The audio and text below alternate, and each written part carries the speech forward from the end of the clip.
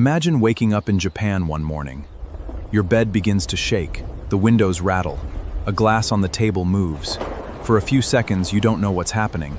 Then you realize it's an earthquake. For many people living in other parts of the world, but in Japan, earthquakes are something people have learned to live with. Japan experiences thousands of earthquakes every year. Most are small.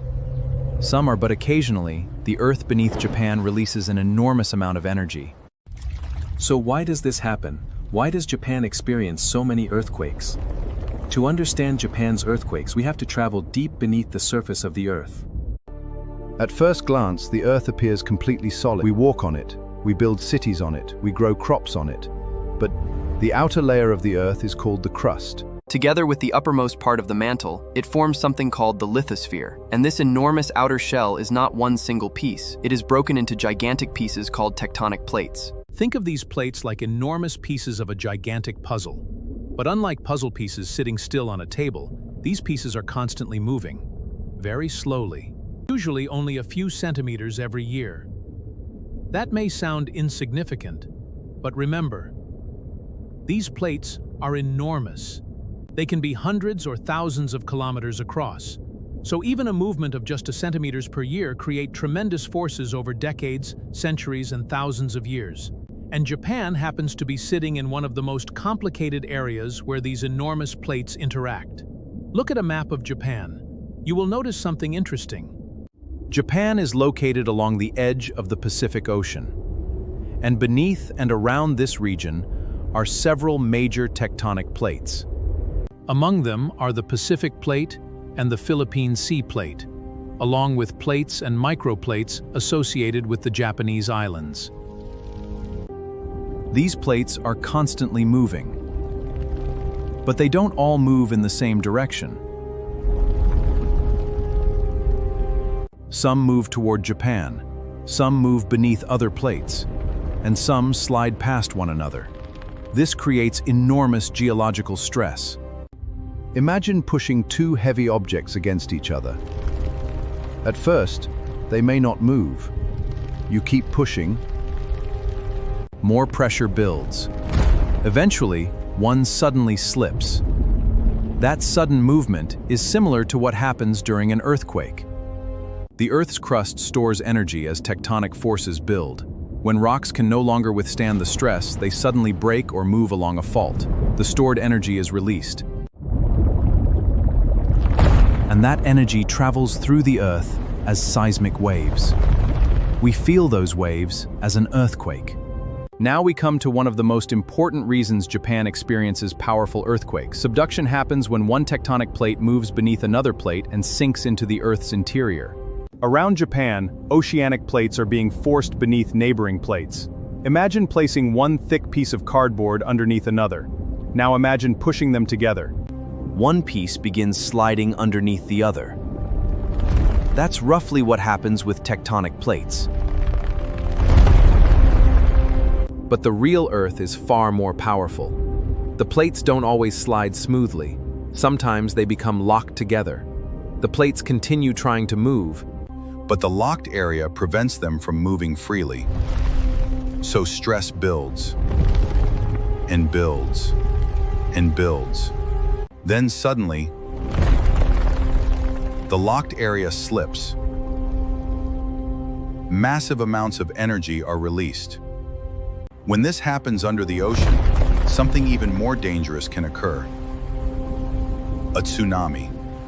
Not every earthquake creates a tsunami, but a large earthquake beneath the ocean can produce one if it causes significant movement of the seafloor. Imagine a swimming pool. If you suddenly push part of the bottom of the pool upward, the water above it moves. The ocean works in a similar way. A powerful undersea earthquake can suddenly lift or drop part of the seafloor. That movement displaces enormous amounts of water. The water begins moving outward in powerful waves. Far away from the earthquake, these waves can travel across the ocean. As they approach shallow coastal waters, the waves can become much taller and more destructive. This is a tsunami. And Japan has experienced some of the world's most devastating earthquake-generated tsunamis. One of the most tragic examples occurred in 2011. On March 11, 2011, one of the most powerful earthquakes ever recorded struck off the northeastern coast of Japan. It is known as the Great East Japan Earthquake. The earthquake had a magnitude of approximately 9.0. The ground shook violently across a huge area. But the earthquake itself was only part of the disaster. The movement of the seafloor generated a massive tsunami. The waves reached Japan's northeastern coastline. Entire communities were devastated. Homes and buildings were destroyed. Vehicles were swept away. Thousands of people lost their lives. And the disaster also caused the Fukushima Daiichi nuclear accident. The 2011 disaster changed Japan forever, but it also demonstrated something important. Japan isn't simply a country that experiences earthquakes. It is a country that has had to develop an entire culture of preparation. If earthquakes happen so frequently in Japan, you might wonder, why don't all the buildings collapse? The answer is engineering. Japan has developed some of the world's most advanced earthquake-resistant construction technologies. Modern buildings are designed with earthquakes in mind. Instead of trying to make a building completely rigid, engineers allow it to move. Some buildings use flexible structural systems. Others use special devices called seismic dampers that help absorb and dissipate earthquake energy. Tall buildings can sway during strong earthquakes. And although that movement can feel frightening, the movement is often part of the building's design. Japan has one of the world's sophisticated earthquake early warning systems. When an earthquake begins, instruments detect the first seismic waves. These early waves can travel faster than the stronger waves that cause much of the shaking. The system can rapidly estimate the earthquake's location and strength. Warnings can then reach people through phones, televisions, and other systems. Sometimes the warning comes only seconds before strong shaking arrives. That may not sound like much, but a few seconds can make a huge difference. A train can be slowed or stopped. Factories can shut down machinery. Elevators can stop at appropriate floors. People can move away from dangerous objects. And families can take protective actions. The goal isn't necessarily to give people minutes of warning. Sometimes, it's to give them a few precious seconds. In Japan, earthquake preparation begins from a young age. Children may participate in earthquake drills at school. People learn what to do when shaking begins. One of the most important instructions is drop, cover, and hold on. Get down. Protect your head and neck. Take cover under a sturdy object if possible. And hold on until the shaking stops. People are also encouraged to keep emergency supplies. Water, food, flashlights, batteries, first aid supplies, and important documents. Some households also secure furniture, so that it doesn't fall during strong shaking. These preparations may seem unnecessary on an ordinary day, but when an earthquake strikes, preparation can become extremely important.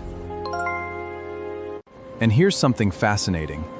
Japan's active geology doesn't only create earthquakes, it also contributes to Japan's many volcanoes. The same tectonic processes that create earthquakes are connected to volcanic activity. Japan has dozens of active volcanoes. One of the most famous is Mount Fuji. Mount Fuji is currently dormant, but it remains an active volcano. This means Japan is shaped by powerful geological forces operating beneath the surface. Earthquakes, volcanoes, hot springs, mountain ranges. Even parts of Japan's landscape are connected to its extraordinary tectonic history. Japan's story is therefore not simply a story about earthquakes. It's a story about how human beings adapt to forces they cannot control. So the next time you feel the ground shake beneath your feet in Japan, remember what is happening, far beneath you, Enormous pieces of our planet are slowly moving. Join me in the next episode as we learn more about Japan. Like, subscribe, and share the video.